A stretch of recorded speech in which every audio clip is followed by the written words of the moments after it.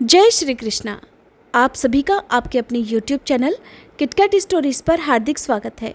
इससे पहले की कथा सुनने के लिए और कमेंट्स करने के लिए आप सभी का बहुत बहुत धन्यवाद।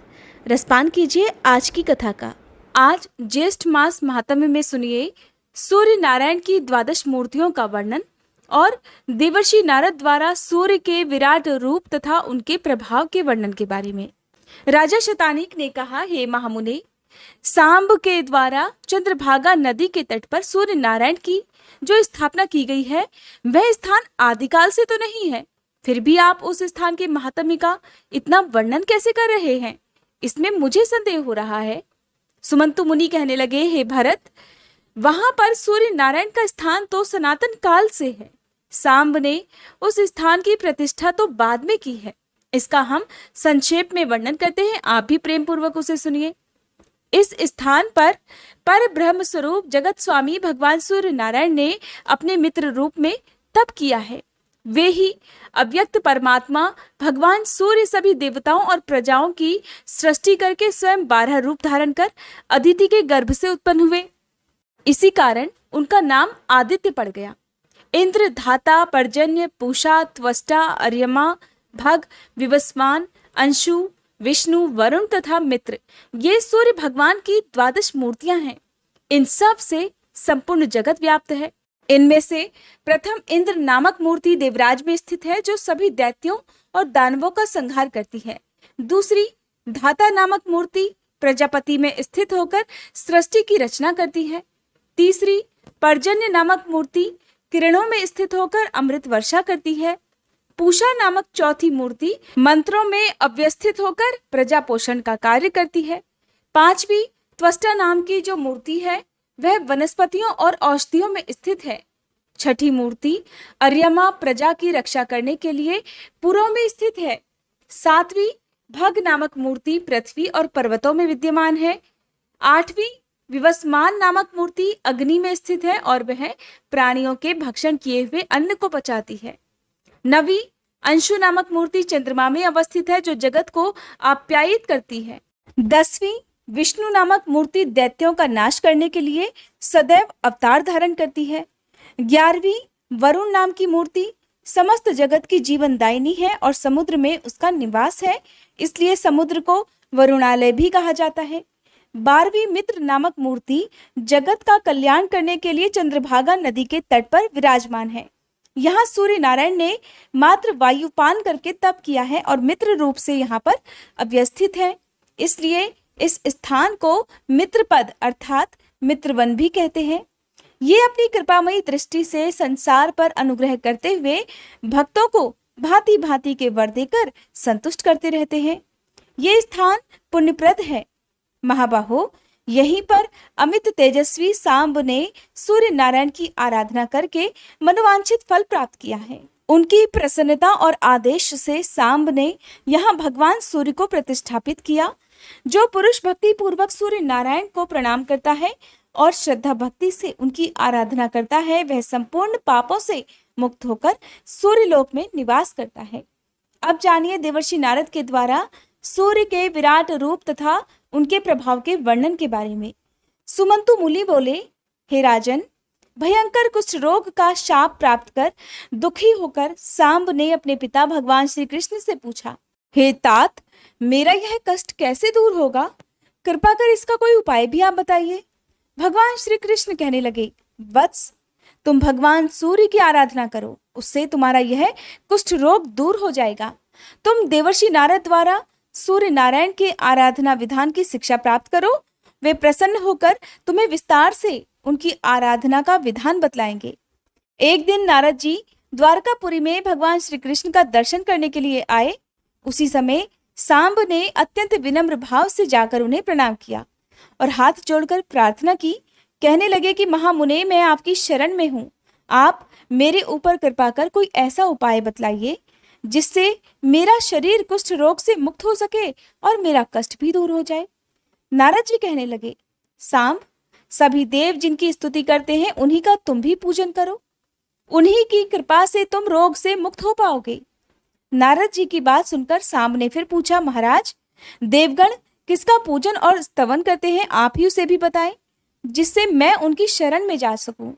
यह शाप अग्नि मुझे दग्ध कर रही है। ऐसा कौन देवता है जो कृपा करके मुझे इस विपत्ति से मुक्त करा सकेगा? तब नारद जी कहने लगे, पुत्र, समस्त देवताओं के पूज्य, नमस्कार करने योग्य और निरंतर स्तुति योग्य भगवान सूर्य नारायण ही हैं। तुम उनके प्रभाव को सुनो। किसी समय समस्त लोकों में विचरण करता हुआ मैं सूर्य लोक में जा पहुंचा। वहां मैंने देखा कि देवता, गंधर्व, नाग, यक्ष, राक्षस और अप्सराएं सूर्य नारायण की सेवा में लगे हुए हैं। गांधर्व गीत गा रहे हैं और अप्सराएं नृत्य कर रही हैं। राक्षस, यक्ष तथा नाग शस्त्र धारण करके उनकी रक्षा करने के लिए वहां पर खड़े हुए हैं। ऋग्वेद, यजुर्वेद और सामवेद मूर्तिमान स्वरूप धारण कर स्वयं स्तुति कर रहे हैं और ऋषिगण भी वेदों की ऋचाओं से उनका स्तवन कर रहे हैं। मूर्ति रूप में प्रातः, मध्याह्न और सायंकाल की तीनों सुंदर रूप वाली संध्याएं हाथ में वज्र तथा बाण धारण किए हुए सूर्य नारायण के चारों ओर स्थित हैं। प्रातः संध्या रक्त वर्ण की है, मध्याह्न संध्या चंद्रमा के समान श्वेत वर्ण की और सायं संध्या मंगल के समान वर्ण वाली है। आदित्य, वसु, रुद्र, मरुत तथा अश्विनी कुमार आदि सभी देवगण तीनों संध्याओं में उन भगवान सूर्य का पूजन करते हैं। इंद्र सदैव वहां खड़े होकर भगवान सूर्य की जय जयकार करते रहते हैं। गरुड़ का ज्येष्ठ भ्राता अरुण उनका सारथी है। वह काल के अवयवों से निर्मित उनके रथ का संचालक भी है। हरे वर्ण के छंदरूप 7 अश्व उनके रथ में जुते हुए हैं। राज्ञी तथा निशुभा नाम की 2 पत्नियां उनके दोनों ओर बैठी हुई हैं। सभी देवता हाथ जोड़कर उनके चारों ओर खड़े हुए हैं। पिंगल, लेखक, दंडनायक आदिगण तथा कलमाश नामक 2 पक्षी द्वारपाल के रूप में उनकी सेवा में लगे हुए हैं। दिंडी उनके सामने और ब्रह्मा आदि सभी देवता उनकी स्तुति कर रहे हैं। भगवान सूर्य नारायण का ऐसा प्रभाव देखकर मैंने सोचा कि यही देव हैं जो समस्त देवताओं के पूज्य हैं। सांब, तुम भी उन्हीं की शरण में जाओ। तब सांब पूछने लगे कि महाराज, मैं भलीभांति ये जानना चाहता हूँ कि सूर्य नारायण सर्वगत कैसे हैं, उनकी कितनी रश्मियां हैं, कितनी मूर्तियां हैं। रागी तथा निक्षुभा नाम की ये दोनों पत्नियां कौन हैं? पिंगल, लेखक और दंडनायक वहां क्या काम करते हैं? कलमाश पक्षी कौन है? उनके आगे स्थित रहने वाले दंडी कौन है? और वे कौन कौन देवता हैं जो उनके चारों ओर खड़े रहते हैं? मुनिवर, कृपया आप इन सब का तत्वतः अच्छी तरह से वर्णन कीजिए, जिससे मैं भी सूर्य नारायण के प्रभाव को जानकर उनकी शरण में जा सकूं। तब देवर्षि नारद कहने लगे, सांब, अब मैं सूर्य नारायण के महात्म्य का वर्णन कर रहा हूं, तुम भी उसे प्रेम पूर्वक सुनो। विवस्वान देव अव्यक्त कारण नित्य सत और असत स्वरूप हैं। जो तत्व चिंतक पुरुष हैं वे उनको प्रधान और प्रकृति कहा करते हैं। वे गंध, वर्ण तथा रस से हीन और शब्द और स्पर्श से रहित हैं। वे जगत की योनि हैं तथा सनातन पर ब्रह्म है। वे सभी प्राणियों के नियंता हैं। वे अनादि अनंत अज सूक्ष्म त्रिगुण निराकार तथा अविज्ञेय हैं। उन्हें परम पुरुष कहा जाता है। उन्हीं महात्मा भगवान सूर्य से ये समस्त जगत परिव्याप्त है। उन परमेश्वर की प्रतिमा ज्ञान और वैराग्य लक्षणों वाली है। उनकी बुद्धि धर्म और ऐश्वर्य को प्रदान करने वाली बाह्य बुद्धि कही जाती है। उन अव्यक्त की जो भी इच्छा होती है वही सब उत्पन्न होता है। वे ही सृष्टि के समय चतुर्मुख ब्रह्मा बन जाते हैं और प्रलय के समान काल रूप हो जाते हैं। पालन के समय वे ही पुरुष विष्णु रूप धारण कर लेते हैं। स्वयंभू पुरुष की ये तीनों अवस्थाएं उनके 3 गुणों के अनुसार हैं। वे आदिदेव होने के कारण आदित्य तथा अजात होने के कारण अज कहे गए हैं। देवताओं में महान होने से वे महादेव भी कहे गए हैं। समस्त लोकों के ईश होने तथा अधीश होने के कारण वे ईश्वर कहे गए हैं।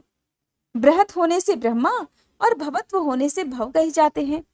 वे समस्त प्रजाओं की रक्षा और पालन करते हैं, इसलिए प्रजापति कहे गए हैं। पूर्व में शयन करने से पुरुष, उत्पाद्य न होने और अपूर्व होने से स्वयंभू नाम से प्रसिद्ध हैं। हिरण्यांड में रहने के कारण ये हिरण्यगर्भ कहे जाते हैं। ये दिशाओं के स्वामी, ग्रहों के ईश, देवताओं के भी देवता होने से देवदेव तथा दिवाकर भी कहे जाते हैं तत्वदृष्टा ऋषियों ने आपको नार कहा है, ये आप इनका आश्रय है, इसलिए आप नारायण कहे गए हैं। अर यह शीघ्रता वाचक शब्द है। आप ही समुद्र रूप धारण करने फिर उसमें शीघ्रता नहीं रहती, इस कारण उसे नार भी कहते हैं।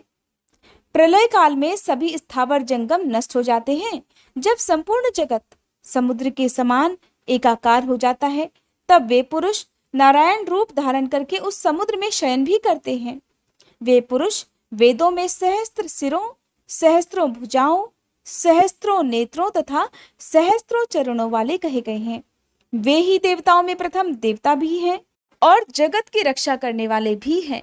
नारद जी ने फिर से कहा, सांब, सहस्त्र युग के समान अपनी रात्रि बिताकर प्रभात होते ही उन पुरुष ने जब सृष्टि रचने की इच्छा की, तब उन्होंने देखा कि संपूर्ण पृथ्वी जल में डूबी हुई है। फिर उन्होंने वराह रूप धारण करके महासागर के जल में निमग्न पृथ्वी का उद्धार किया। उस समय उनका वेदमय शरीर कंपित हो उठा और रोमों में स्थित महर्षिगण उनकी स्तुति करने लगे। पुनः ब्रह्मा जी का रूप धारण कर वे सृष्टि की रचना करने लगे। उन्होंने सबसे पहले अपने ही समान अपने मन से मुझ सहित श्रेष्ठ 10 मानस पुत्रों को उत्पन्न किया, जिनके नाम है भृगु, अंगिरा, अत्रि, पुलत्स्य, पुलह, क्रतु, मरीचि, दक्ष और वशिष्ठ। इन प्रजापतियों की सृष्टि करने के बाद प्रजाओं की हित कामना से वे ही सूर्य नारायण देवी अदिति के पुत्र रूप में स्वयं प्रादुर्भूत हुए। मरीचि के पुत्र कश्यप हुए। दक्ष की कन्या अदिति का विवाह महर्षि कश्यप के साथ हुआ। उसने भूर्भुवः स्वः से संयुक्त एक अंड उत्पन्न किया, जिससे द्वादशात्मा भगवान सूर्य प्रकट हुए। इस सूर्य मंडल का व्यास 9000 योजन है, 27000 योजन उसकी परिधि है। जिस प्रकार कदम का फूल चारों ओर केसरों से व्याप्त रहता है, ठीक उसी प्रकार सूर्यमंडल अपनी किरणों से परिव्याप्त रहता है। वह सहस्त्रों सिर वाला पुरुष, जिसको परमात्मा कहते हैं, इस तेजोमय मंडल के बीच में स्थित है और वह अपनी सहस्त्र किरणों द्वारा नदी, समुद्र, हृद, कूप आदि से जल को ग्रहण कर लेता है। सूर्य की प्रभा रात के समय अग्नि में प्रवेश कर जाती है, इसलिए रात में अग्नि दूर से ही दिखाई देने लगती है। सूर्योदय के समय वही प्रभा पुनः सूर्य में प्रविष्ट हो जाती है। प्रकाशत्व और उष्णत्व ये दोनों गुण सूर्य में तथा अग्नि में भी हैं। इस प्रकार सूर्य और अग्नि एक दूसरे को आप्यायित किया करते हैं।